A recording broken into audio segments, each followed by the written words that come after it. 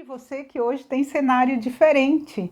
E é bom porque combina também com o nosso tema do vídeo de hoje, que também é um tema diferente de tudo que a gente já viu aqui. A bipolaridade. O que sente uma pessoa bipolar, o que mais a machuca, o que mais faz com que ela sinta ser portadora desse transtorno. É isso que nós vamos falar. Eu entrevistei uma pessoa com bipolaridade, que prefere não se identificar, mas que falou tudinho pra gente o que ela sente e como que nós podemos ajudar uma pessoa com esse transtorno. Oi gente, tudo bem? Eu sou Leca Raine, estou aqui mais uma vez no canal e dessa vez nós vamos falar sobre a bipolaridade.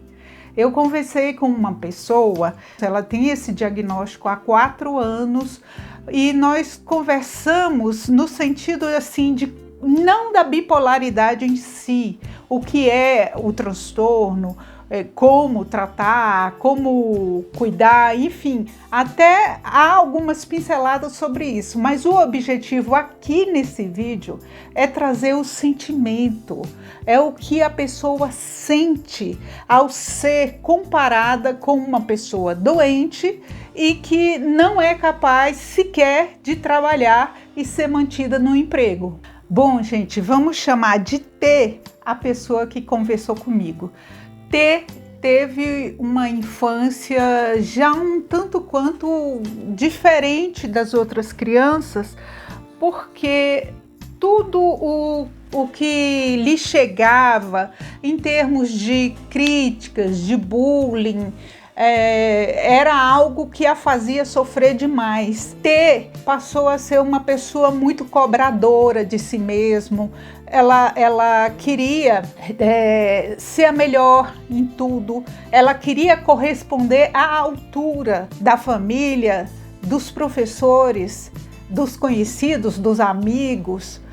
Os professores, então, era uma luta diária quando não conseguia alcançar a melhor média, não conseguia ser a melhor aluna da sala. Isso a deixava exatamente muito entristecida. Conversamos e T acha que isso aconteceu justamente pelo fato dela tentar ser melhor, mostrar que era competente, porque ela sentia dentro de si questões não resolvidas e que de alguma forma ela sabia que precisavam ser enfrentadas, mas ainda não era a hora.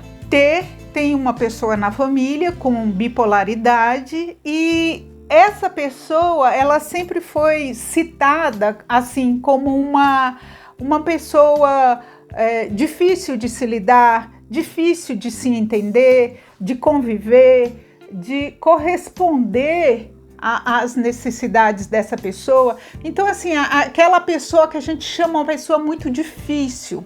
E T, ela tinha muitos problemas em relação a isso, porque algumas vezes ela era comparada com essa pessoa da sua família e ela tinha pavor disso, porque ela sabia que aquela pessoa realmente não correspondia ao que deveria acontecer normalmente, né, dentro de uma família, dentro de uma sociedade. E então isso a deixava bem ansiosa, o fato de ser comparada com essa pessoa da família.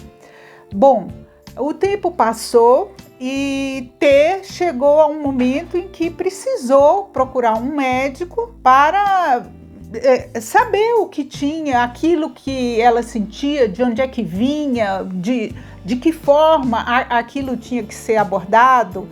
E até porque as outras pessoas também começaram, além de fazer essa comparação que a deixava muito triste, as pessoas falavam que ela era uma pessoa de difícil convivência, exigente, pouco receptiva, pouco empática, e isso a deixava muito triste, muito chateada. Foi feito então um tratamento, e aí mais uma vez a gente cai naqueles tratamentos que não dão resultados um tratamento de um distúrbio mental que não dá resultado porque não houve antes um diagnóstico correto, ou seja, T não era atendida dentro do transtorno que apresentava. A medicação não era correta, não era adequada.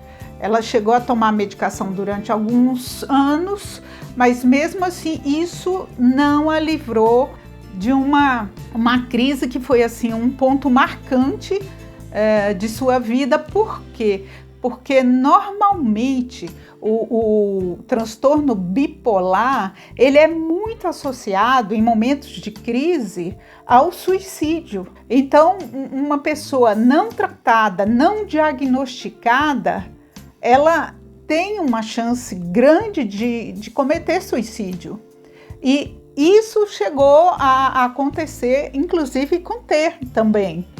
Mas acontece que, após essa tentativa frustrada, ela resolveu buscar em si mesma forças para procurar exatamente o que ela tinha, o que ela necessitava para ter um tratamento eficiente em relação àquilo que ela sentia. Foi então que ela ouviu de um outro médico, que não aquele inicial, que não havia feito o diagnóstico, mas ela ouviu de um outro médico que o seu diagnóstico era bipolaridade. Ou seja, tudo aquilo que ela não queria ouvir era realidade. T me relatou que foi muito difícil para ela ouvir do médico o diagnóstico, que achou que ia ficar dependente da medicação para o resto da vida, que a sua vida não teria mais o futuro que ela esperava, que era estudar, ter uma carreira, uma profissão, que toda pessoa almeja em termos de ter uma vida própria, uma vida com uma família, ter filhos, tudo aquilo de uma hora para outra como que desabou aos pés dela. Então ela se sentiu realmente muito mal, muito triste, e isso abalou profundamente o seu modo de ser, o seu modo de enfrentar o que viria pela frente. A questão afetiva é muito complicada para uma pessoa com bipolaridade, porque a pessoa que se relaciona com uma pessoa bipolar, ela convive com crises de ansiedade, de repente com sintomas que a pessoa apresenta, e isso pode afugentar. Muitas pessoas, segundo o T, se afastam do bipolar, ou se não se afastam, nessa época ela perdeu o emprego, simplesmente o emprego que ela vinha trabalhando não deu certo, e isso fez com que ela ficasse com uma brecha na carteira de trabalho. Na entrevista seguinte, eu acredito que 8, 9 meses depois, na próxima entrevista ela foi exatamente fustigada a dizer o que aconteceu para ela sair do emprego no meio do ano, o que teria sido, se ela tomava remédio, se ela tomava medicação, se ela tinha algum problema mental, se ela tinha algum transtorno que não queria dizer. Ou seja, foi uma verdadeira tortura essa entrevista de emprego, onde essa avaliadora só queria saber o seguinte: por que ela não havia trabalhado os meses seguintes do ano. Por aí a gente pode ver, né, que realmente é grande esse preconceito em relação às pessoas com transtorno mental e de uma maneira em geral, né? Não somente a bipolaridade. É por isso que hoje T prefere não falar, simplesmente não contar da sua vida, os pormenores, os trâmites do seu adoecimento. Enfim, não interessa a ninguém, segundo ela, não interessa a ninguém, o importante é que ela consegue levar a vida dela de acordo com realmente o que ela esperou, o que ela sempre quis. Segundo o T, as pessoas veem a pessoa bipolar como um gasto a mais, como um funcionário que vai pegar muitas licenças, vai deixar de trabalhar muitas vezes por ano, ou vai fazer corpo mole, vai preferir não ir ao trabalho, e tudo isso realmente magoa, além, é claro, de interferir na vida profissional da pessoa, que vê-se sem condições de se defender até, por conta de um adoecimento que ela não teve nenhuma participação nisso, ou por conta da cabeça mesmo das pessoas que avaliam e que não entendem que a doença mental, ela tendo um tratamento, ela tendo um acompanhamento correto, ela se minimiza bastante. E qualquer um de nós, qualquer pessoa exatamente pode ter fases mais para baixo, fases mais produtivas, e isso é perfeitamente normal. Essa questão de contar, de falar com as pessoas é complicada sobre o transtorno da bipolaridade, porque a tendência das pessoas é cobrar porque, por exemplo, a pessoa chegou atrasada no emprego, é bipolaridade. Ela olhou torto para mim, é a bipolaridade. Ela não gosta de comer comida saudável, quer comer um macarrão, é porque é bipolaridade. E isso realmente magoa, porque a vida da pessoa se restringe a essa bipolaridade que nem afeta a personalidade da pessoa. A pessoa é o que é, a sua personalidade está ali, latente. Segundo T, a sua própria personalidade não se modificou devido ao adoecimento. É claro que o adoecimento, sem a medicação necessária, causa crises, e essas crises causam transtornos de humor, pode causar agressividade, pode causar depressão, muita ansiedade, mas nada disso muda a personalidade da pessoa. Isso não quer dizer que a pessoa passe a ser uma outra pessoa diferente daquela que ela era antes. Então isso acaba deixando a pessoa com bipolaridade bastante triste. Uma coisa que T deixou bastante clara, assim, em relação ao que a gente conversou, é que o apoio é fundamental. O apoio da família, esse é essencial. Sem a família, a pessoa não consegue o que ela precisa, a base que ela precisa para prosseguir no tratamento. Primeiro, para descobrir o que ela tem, e segundo, para ela continuar se tratando, acreditando que ela é capaz sim de seguir em frente e modificar a própria vida. O apoio familiar na bipolaridade, eu acredito que em todos os transtornos mentais, é essencial. É essencial, é completamente essencial. A família participando, apoiando, compreendendo, faz toda a diferença. O que T mais gostaria? Ela gostaria que as pessoas não julgassem as pessoas com bipolaridade. Que as pessoas, qual seria o mundo perfeito para elas? Seria aquele mundo onde as pessoas não criticam a aparência de ninguém, onde elas não criticam o sucesso ou o fracasso de ninguém, não criticam a maneira de ser, a maneira de pensar. Sabe o que isso significa? Que tudo que T quer é tudo o que eu quero, você quer, todos nós, a sociedade quer. Todo mundo quer isso, uma sociedade igualitária onde a gente possa ser feliz dentro daquilo que a gente se propôs. Seguir o nosso caminho de acordo com aquilo que a gente traçou para nós. E é isso que T fala que faz muita falta. A pessoa, mas você ainda não está trabalhando, mas você ainda não se casou, mas você ainda não tem filhos. Isso para qualquer pessoa é chato. Mas para uma pessoa bipolar é mais chato ainda, é 2 vezes mais agressivo, porque a pessoa por si só ela já se sente aquém das demandas da sociedade. A rotina é algo essencialmente necessário para uma pessoa bipolar. O ideal é que a pessoa tenha hora para dormir, hora para levantar, que faça exercícios físicos, que se alimente de forma mais natural possível.